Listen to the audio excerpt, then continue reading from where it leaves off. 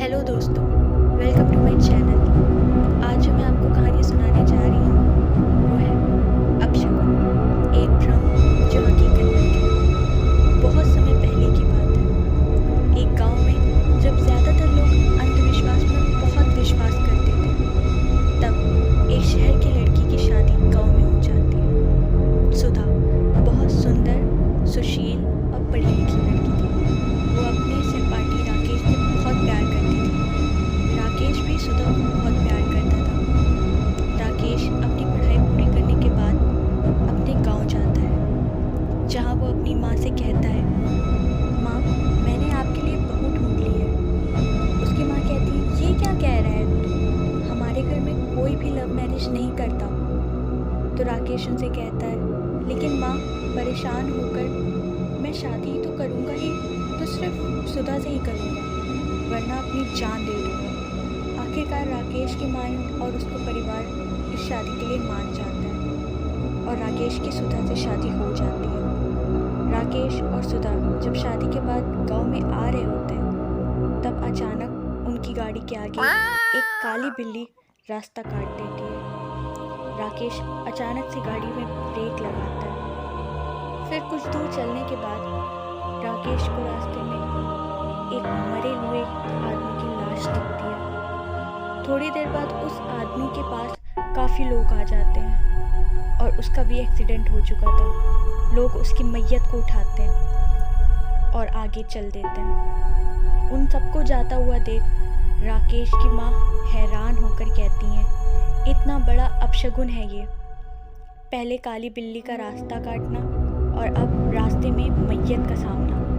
राकेश अपनी माँ से कहता है, माँ, अपशगुन कुछ नहीं होता, ये सब सिर्फ एक वहम है, एक अंधविश्वास है। शगुन अपशगुन जैसी बातें आज के टाइम में कौन ही मानता है। उसके थोड़ी देर बाद ये सभी घर पहुंच जाते हैं और सुधा सबका दिल जीतने की कोशिश करती है। अगले दिन सुधा गांव के पास एक मेले में से आ रही होती है। बीच में उसको बहुत तेज प्यास लगती है, तो सुधा उस कुएं से पानी पी लेती है और घर आ जाती है। घर आने में कुछ समय बाद जब उस कुएं के बारे में सुधा अपनी सास को बताती है, तब उसकी सास उसको बहुत हैरानी से देखने लगती है। उसकी सास सुधा से कहती है, वहाँ पर कई रहस्यमय मौतें हो चुकी हैं और जिसने कुएं का पानी पिया है उसके ऊपर डायन आ चुकी है। तुमने ये क्या कर दिया? वो कुआं तो शापित है। तुम थोड़ा देर रुक नहीं सकती थी? तुम्हारी इन्हीं सारी हरकतों की वजह से एक दिन मेरे बेटे की जान चली जाएगी। तुम्हारी वजह से मेरा बेटा मुझसे दूर हो चुका। अब तुम डायन का साया भी इस घर में लाना चाहती हो। माँ की ये बात सुनकर सुधा बहुत घबरा गई और बहुत दुखी हो गई। अगले 2 दिन सुधा को तेज बुखार आ गया और वो कुछ चुप चुप सी रहने लगी, मानो माँ की बातों पर सुधा ने यकीन कर लिया हो और उनकी डांट का उसके ऊपर कुछ ज़्यादा असर हो गया। अब सुधा अकेले ज़्यादा रहने लगी थी। वो कभी हंसती तो कभी खुद से बात करने लगी थी। शीशे में खुद को देखकर अजीब तरह से मुस्कुराती रहती थी। कभी कभी उसकी सास को यकीन होता था कि उसके ऊपर कोई डायन आ गई है। आज हफ्ता हो गया, सुधा के चेहरे की चमक उड़ ही गई थी। वो ना ठीक से कुछ खाती थी और ना पीती थी। सुधा की सास को तो अब यकीन हो गया था कि उसके ऊपर कोई डायन का साया है।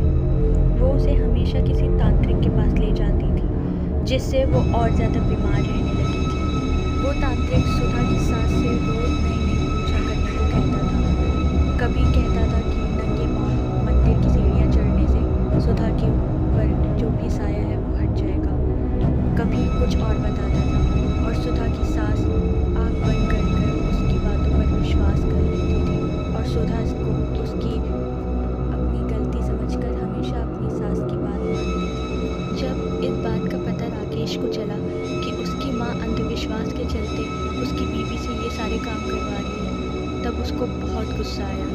उसने अपनी माँ और सुधा दोनों को बहुत डांटा और तांत्रिक के पास जाना बंद करवाया। 1 महीने बाद शहर जाते वक्त राकेश की एक कार एक्सीडेंट में मौत हो जाती है। गांव में इस बात की खबर सुधा और माँ को पता चलती है तो उनके ऊपर मानो दुखों का पहाड़ हो जाता है। माँ चीख रही होती है और सुधा चुपचाप बैठकर राकेश की लाश को देख रही होती है। गांव वाले सुधा को इस व्यवहार को देखकर बहुत अजीबोगरीब बातें करने लगते हैं। राकेश के जाने के बाद मानो सुधा का संसार ही खत्म हो गया था। वो अजीबोगरीब हरकतें फिर से करने लगी थी, जैसे उसने मान लिया था उसके ऊपर कोई आत्मा आ चुकी है और जो राकेश के साथ हुआ वो सब सुधा की गलती है। अब तो सुधा रोज सफ़ेद कपड़े पहनकर रात में छत पर बैठती है। मैं एक डायन हूँ। पता नहीं सुधा को क्या हो गया था। वो सचमुच में एक डायन जैसा बर्ताव करने लगी। मेरे ऊपर चुड़ैल का साया है और मैंने ही अपने पति की जान ले ली, ऐसा कहकर वो हंसने लगी थी। सब सुधा के इस व्यवहार को देखकर बहुत हैरान थे, पर पता नहीं सुधा पर कोई आत्मा थी या फिर अपशगुन होने का एक भ्रम।